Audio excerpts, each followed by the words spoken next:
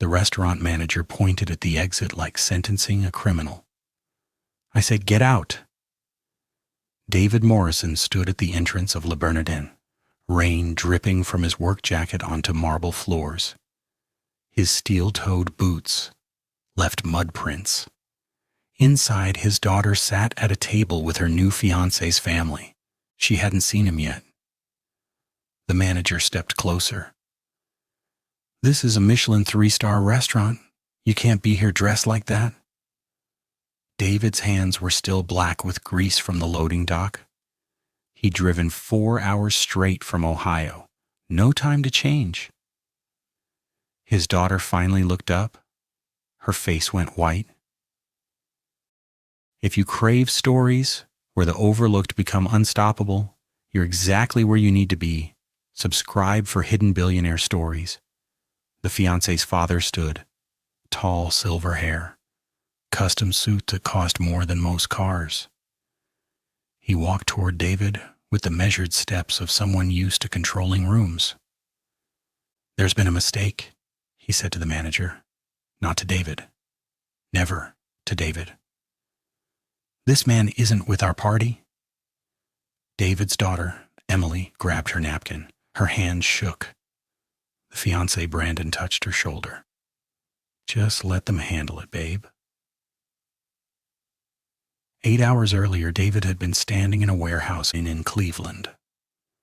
Concrete floors stretched 2 football fields in each direction. Forklifts moved between racks that touched the ceiling. Workers in safety vests loaded trucks. David walked the floor every morning. Same route, same conversations. He knew every employee's name. Most didn't know his. They thought he was just another supervisor. The operations manager found him near shipping. "Mr. Morrison, your daughter called. Says it's important." David checked his watch. "I'll call her back." But Emily had called 3 more times. David finally answered during lunch. He sat in his truck in the parking lot, engine off, eating a sandwich. "Dad, I need you to come to New York." Her voice had that edge. The one from when she was 16 and needed something. "Tonight, Brandon's parents want to meet you. Dinner at Le Bernardin. It's a big deal." David didn't know what Le Bernardin was. "Emily, I'm covered in warehouse dust. I can't just..." She cut him off. "Please, Dad, just this once. Be there by 8. David had built his first warehouse at 26. A small facility in Columbus. 5 employees. He drove the forklift himself, loaded trucks, cleaned bathrooms, slept in the office more than home. His wife, Emily's mother, had supported him until the cancer came. She died when Emily was 12. David sold their house to keep the business alive. They moved into an apartment above the warehouse. Emily grew up hearing forklifts through the floor. She left for college and never looked back. David understood. He'd wanted better for her anyway. The business grew. One warehouse became 5, then 12, then 30. David bought struggling facilities, restructured them, made them profitable. He never hired consultants, never went to business school, just worked. His competitors called him the warehouse king behind his back. Not as a compliment. He undercut their prices, stole their contracts, operated on margins they couldn't match. By 50, he controlled the largest private logistics network in the Midwest. Revenue crossed $2 billion annually. He still drove a Ford F-150, still wore Carhartt jackets, still worked the floor. David made the drive in 3 hours and 40 minutes. He pushed the speed limit. Traffic in New Jersey cost him time. He hit Manhattan at 7:53. The GPS led him to a street where parking spots didn't exist. He left the truck in a garage that charged $60 an hour. The attendant looked at his vehicle like it carried disease. David walked 6 blocks in the rain. His phone buzzed. Emily. Where are you? They're ordering appetizers? He walked faster. His boots weren't made for city sidewalks. Le Bernardin occupied a corner that screamed money. Understated sign. Doorman in a long coat. Windows showing chandelier light and white tablecloths. David approached. The doorman's smile died. Can I help you? David pulled out his phone, showed Emily's text with the reservation name. The doorman hesitated, spoke into a radio. 30 seconds later, the manager appeared, young, expensive glasses. He looked David over like an inspector finding violations. Sir, we have a dress code. David's jaw tightened. I'm here for the Morrison party. The manager's expression didn't change. I understand, but we can't make exceptions, even for guests of guests. David felt the rain still dripping from his hair. His jacket smelled like diesel and cardboard. His boots had tracked in half of Ohio. My daughter is inside, Emily Morrison, table for 6. The manager pulled out a tablet, scrolled. I see the reservation, but I'm afraid I'll have to ask you to change before entering. David looked past him into the restaurant. He could see Emily's table, see her laughing at something Brandon's mother said. That's when Emily saw him. Through the window, through the glass. Her face transformed. Embarrassment hit like a physical thing. She said something to Brandon. He looked. His parents looked. The father stood. David watched the conversation happen in gestures and expressions. Emily shaking her head. The father's hand on Brandon's shoulder. Then the father walking toward the entrance. David knew what was coming. He'd seen that walk before, country club, boardroom. Anywhere men like that decided who belonged. The father, his name was Richard Ashford, pushed through the door. He didn't acknowledge David at first. Spoke directly to the manager. What's the problem? The manager explained. David stood 3 feet away, invisible. Richard glanced at him once, brief, assessing, then back to the manager. This man is with our party. We're expecting 6. We have 6. The manager nodded. Of course, Mr. Ashford, I apologize for the confusion. He turned to David as, sir, I'm going to have to ask you to leave. David didn't move. Emily called me, asked me to come. I'm her father. Richard's expression finally settled on David. Emily's father? He said it like testing a lie. She told us her father couldn't make it. Work obligations. David felt something cold settle in his chest. Emily had told them he wouldn't come. Had probably hoped he wouldn't. Richard continued. Look, I don't know what this is about, but you're disrupting a very important evening. My son is proposing tonight. David's hands curled into fists. He already proposed 2 months ago. Richard's smile was thin and sharp. The official proposal with the family present, surely you understand the significance. He didn't wait for David to answer. This is a $300 per person dinner. Reservations made 6 months ago. We can't have... He gestured at David's appearance. We can't have disruptions. David looked past him again. Emily was crying now. Brandon held her. His mother patted her hand. They looked like a painting. Wealth comforting wealth. David turned back to Richard. I'll leave. Richard nodded, relieved. That's very understanding. But David didn't leave. He walked to the curb and called his assistant. Her name was Margaret. She'd worked for him for 18 years, lived in Columbus. It was nearly 9 at night. She answered on the first ring. Mr. Morrison, is everything all right? David's voice was flat.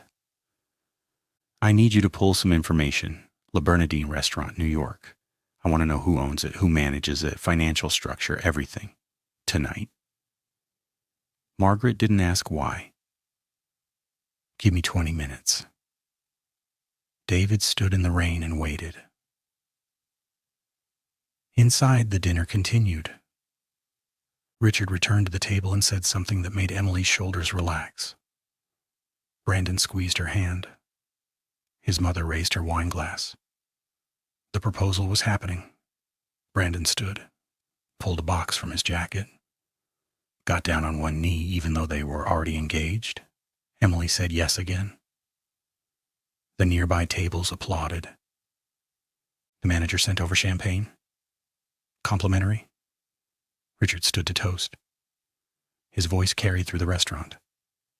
Breeding, education, success. He talked about families joining, legacies merging. Brandon's future with the Ashford Company. Emily smiled, but her eyes kept darting to the window.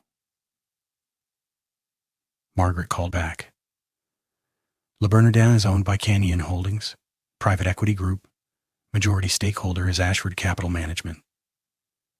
David's chest tightened. Richard Ashford's company? Margaret's keyboard clicked. Yes, Richard Ashford is founder and CEO. Owns 14 restaurants in New York, 6 in Miami, 3 in Los Angeles. Le Bernardin is his flagship. David closed his eyes. What else? Margaret hesitated. Sir, I have to ask, what's going on? David ignored the question.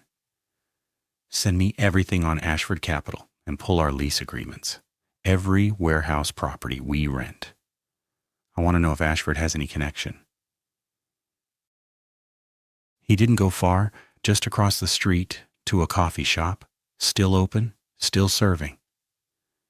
He bought black coffee and sat in the window where he could see the restaurant, his phone filled with files. Margaret worked fast. Ashford Capital Management was big. $50 billion in assets, real estate, hospitality, logistics. David stopped on that last word. He opened the logistics portfolio. His coffee went cold. Ashford owned Meridian Logistics, one of his biggest competitors. They'd been trying to undercut his contracts for 3 years. Failed every time. David scrolled further. Ashford also owned the real estate trust that leased him 4 of his warehouse properties. David made calls, first to his lawyer, then to his CFO, then to his head of operations. Each conversation was brief, direct. By 11 o'clock, he had a plan. By midnight, he had contracts drafted. The dinner across the street was ending. He watched the Ashfords and Emily and Brandon emerge, laughing. Richard's hand on Brandon's shoulder. Emily wiped her eyes. Happy tears now. The doorman hailed cars. They drove away in separate black SUVs. David finished his coffee. It tasted like metal. He walked back to the parking garage and started the drive home. If you're hooked on stories where silence speaks louder than words, smash that subscribe button for more Hidden Billionaire stories. 3 days later, Richard Ashford sat in his office overlooking Central Park. Floor-to-ceiling windows, mahogany desk. His assistant brought the morning briefing. Third item made him sit up. Meridian Logistics lost the Patterson account. 3-year contract, $18 million annually. Richard frowned. Who took it? His assistant checked her notes. Morrison Logistics. Same company that took the Brennan account last month and the Costello account in January. Richard leaned back. Morrison. Why do I know that name? His assistant didn't know. Richard made a note to ask his operations team. The losses accelerated. By the end of the week, Meridian had lost 4 more contracts, each one to Morrison Logistics. Bids that undercut Meridian by margins that shouldn't have been possible. Richard called an emergency meeting. His logistics team looked nervous. The director explained that Morrison Logistics was operating at cost, maybe even below. "They're burning money to steal market share," the director said. Richard's jaw tightened. "Then we match their prices. Take the loss. We have deeper pockets." The director hesitated. "Sir, at their current rates, we'd lose $40 million this quarter alone." Richard made calls. Asked about Morrison Logistics, got vague answers. Small operation. Midwest-based owner-operator named David Morrison. No one knew much. Richard hired investigators. They came back with a file. David Morrison, age 53, founder and sole owner of Morrison Logistics. Estimated annual revenue, $2.4 billion. Net worth, unknown but substantial. No public profile, no interviews, no board memberships. Richard read the file twice. The name still felt familiar. Then his assistant knocked. "Sir, Emily's here. She says it's important." Emily came in, eyes red, hands shaking. She told him everything. About her father, about dinner, about what happened at the restaurant.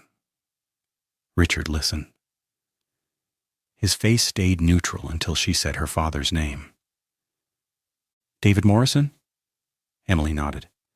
"He works in warehouses. Drives trucks sometimes. I didn't want Brandon to—" She trailed off. Richard stood and walked to the window. The pieces were assembling. David Morrison. Morrison Logistics. The man he'd thrown out of his restaurant owned the company, destroying his logistics division. Richard's hands pressed against the glass. "Does your father know? About Brandon and me? About Ashford Capital?" Emily shook her head. "He doesn't care about business stuff. He just works." Richard almost laughed. Almost. "Emily, your father owns one of the largest logistics companies in America. He's not just working, he's competing. And right now, he's winning." Emily's face went pale. "That's impossible. We lived above a warehouse. He drives a truck." Richard turned to face her. "Did he ever say he was poor?" Emily opened her mouth, closed it, thought. "No, he just lived like he was." Richard sat down. "Emily, I think we made a very expensive mistake." Richard tried to fix it, called David's office, got Margaret. She was polite, professional, immovable. "Mr. Morrison is unavailable." Richard explained who he was. "I'm sure he'll want to speak with me. It's regarding his daughter." Margaret's voice didn't change. "Mr. Morrison is aware of who you are, Mr. Ashford. He remains unavailable." Richard tried twice more that day. Same result. He sent an email. No response. He had his assistant send a formal letter. It was returned, not by mail, by courier, unopened, with a sticky note, declined. The contract losses continued. Meridian Logistics was hemorrhaging clients. Ashford Capital's quarterly report showed the damage. 12% revenue decline in the logistics division. Stock price dropped. Investors asked questions. Richard gave answers that sounded confident but felt hollow. His board suggested selling Meridian. Cut the losses, focus on hospitality and real estate. Richard refused. Selling meant admitting defeat. Admitting David Morrison had beaten him. He poured money into Meridian, subsidized contracts, hired consultants. Nothing worked. Morrison Logistics kept winning, kept expanding, kept taking everything. Emily broke off the engagement. She told Brandon on a Tuesday. He took it well, too well, like he'd expected it. His parents didn't. Richard's wife called Emily crying, called her ungrateful, called her foolish. Emily sat in her apartment and listened. When the call ended, she blocked the number. She tried calling her father. He didn't answer. She drove to Ohio, to the warehouse. Security stopped her at the gate. "I'm his daughter." The guard called someone, waited. "I'm sorry, ma'am. Mr. Morrison isn't available." Emily sat in her car in the parking lot for 2 hours. David never came out. 6 months after the dinner, Ashford Capital sold Meridian Logistics. Private sale, quiet. The buyer was a shell company that took 3 weeks to trace and led back to Morrison Logistics. David had bought his competitor for 30 cents on the dollar. The business press called it a masterclass in strategic warfare.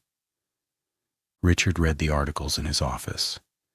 He'd lost $200 million, maybe more when the ancillary costs were calculated. All because he'd thrown a man out of a restaurant. All because he'd assumed. All because he'd looked at work boots and a dirty jacket and seen nothing worth respecting. Brandon married someone else. A woman from Greenwich.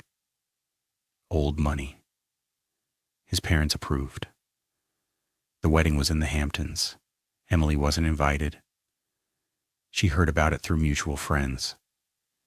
She'd started working, not at a company her father owned, somewhere else. Marketing agency, entry level.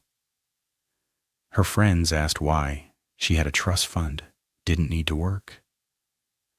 Emily told them she wanted to earn something herself. Really, she just wanted to understand her father. Understand why he'd chosen work over comfort. Chosen invisibility over recognition. She thought if she worked hard enough, she'd figure it out. David never spoke publicly about what happened, didn't give interviews, didn't acknowledge the business press articles. He expanded Morrison Logistics into new markets, opened facilities in Texas, California, Georgia. Revenue crossed $3 billion, then $4 billion. He hired more people, paid above industry standard, offered profit sharing. Workers stayed for years. Some brought their kids in for tours. David walked the floors, learned names, asked about families. At night, he went home to a 2-bedroom apartment near the Columbus warehouse. Same place he'd lived for 20 years. Neighbors thought he was a foreman. Richard Ashford stepped down as CEO of Ashford Capital. The board called it retirement.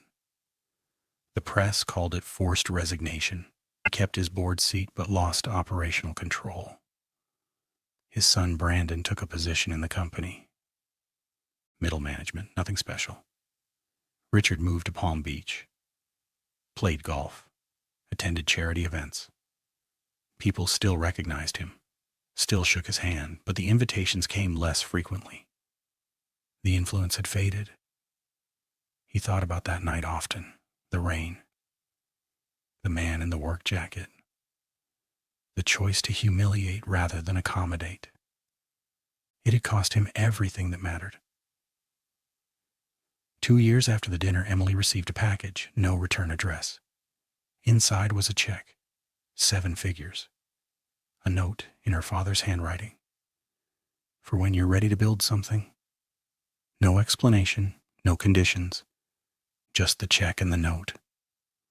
Emily stared at it for an hour. She called her father. No answer. She drove to Ohio again. This time the guard let her through. She found David in the warehouse. He was helping load a truck. Saw her. Nodded. Finished what he was doing.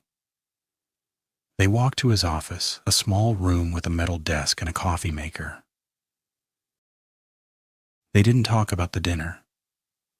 Didn't talk about Richard or Brandon or the broken engagement. David asked about her job. She told him. He listened, asked good questions. When she brought up the check, he waved his hand. It's yours. Always was. Use it or don't. Emily looked around the office. Concrete floor, fluorescent lights, a photo of her mother on the desk. Nothing else. Dad, why do you live like this? You could have anything. David poured coffee. I have everything I need. Emily didn't understand. Not then, maybe not ever. But she kept the check, and she kept working. David Morrison continued running his warehouses. He never went to another restaurant that required reservations, never wore anything but work clothes. His company grew. His wealth grew. Forbes estimated his net worth at $8 billion. He never confirmed or denied it. Workers at his facility still thought he was just another supervisor. He preferred it that way. At 60, his hair went gray. His back started hurting. He hired a massage therapist who came to the warehouse. She set up in an unused office, charged him $40 an hour. Never knew he could buy the entire chain she worked for. Emily eventually used the check. Started her own business, consulting, small at first. She applied everything she'd learned from her father without realizing it. Work hard, stay invisible, underpromise, overdeliver. The business grew. After 5 years, she had 30 employees. After 10, she had 300. Revenue crossed 50 million. She still drove a Honda, still lived in a modest apartment. When friends asked why, she said she was saving. Really, she'd finally understood. Comfort wasn't the goal, control was. The moment people knew what you had, they had power over you. Expectations, judgments. Her father had taught her that without saying a word. On Emily's 40th birthday, David called. First time in months. "There's something I want to show you." He picked her up in his truck. They drove to a building outside Columbus. Nondescript. Could have been another warehouse. Inside was different. Clean, bright. Rows of desks, computer stations, young people working. David walked her through. "This is the Morrison Foundation. We fund logistics training programs, help people get certified, find jobs. We've placed 2,000 people in the last 3 years." Emily stared. "You never mentioned this." David shrugged. "Didn't need to. The work matters, not the credit." Emily understood completely now. Richard Ashford died at 71. Heart attack, quick. The funeral was well attended. Business leaders, politicians, society people. Brandon gave the eulogy. Talked about legacy and family and success. Never mentioned Meridian Logistics. Never mentioned the fall. After the service, Brandon found Emily. They hadn't spoken in years. "I heard about your business," he said. "Congratulations." Emily nodded. "I heard about your father. I'm sorry." Brandon looked tired, older than his years. "He never got over it, you know. What happened with your dad? It ate at him." Emily didn't know what to say. Brandon left. She never saw him again. David Morrison turned 70. His company had expanded to 48 states. Revenue crossed $12 billion. He still worked the warehouse floors, still drove his F-150. His employees threw him a birthday party in the break room. Cake from Costco. Cards they'd all signed. David stood there surrounded by people in safety vests and work boots and felt more at home than he'd ever felt anywhere. That night, Emily called. "Happy birthday, Dad." They talked for an hour, about nothing important, about everything that mattered. When they hung up, David sat in his apartment, one lamp on, photo of his wife on the side table. He thought about the restaurant, the rain, the manager's pointing finger, Richard Ashford's dismissive glance. He felt nothing, just distance, just time passed. Years later, a business school professor used the Ashford-Morrison case in a lecture on strategic competition, showed the timeline, the contract losses, the sale, the aftermath, called it a masterclass in leverage and patience. A student raised her hand. But Morrison didn't need to destroy Ashford's company. He'd already won. The professor smiled. That's the lesson. He didn't do it for winning. He did it because Ashford thought winning meant having the right table at the right restaurant. Morrison taught him what winning actually looks like. And Ashford spent $200 million learning that lesson. David Morrison stood in a warehouse in Phoenix on a Wednesday morning. Temperature already pushing 90 outside. Inside was climate controlled. Perfect. Workers moved like choreography. Forklifts hummed. Conveyor belts rolled. David watched from the floor. A young worker approached. New hire, nervous. Excuse me, sir. Can you tell me where the supervisor is? David pointed across the warehouse. Over there. Red vest. The kid thanked him and hurried off. Never knew he'd just talked to the man who owned the building. Owned the whole company. Owned everything for miles. David smiled. Walked to his truck. Drove to the next facility. The work never stopped. Neither did he. If this story hit different, subscribe now. We've got more Hidden Billionaire stories that'll change how you see success.